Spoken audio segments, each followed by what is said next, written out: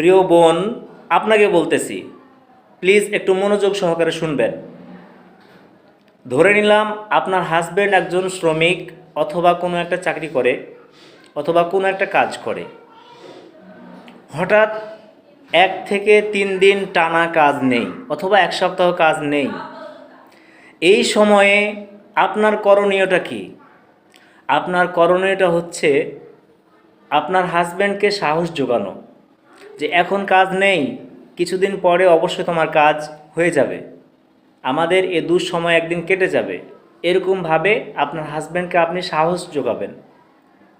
পক্ষান্তরে কিন্তু আমাদের সমাজে কিছু দেখা যায় যে হাজব্যান্ডকে এই সময়ে বিভিন্নভাবে তার সাথে ঝগড়া করে এবং আরও বেশি প্রেশার দেয়।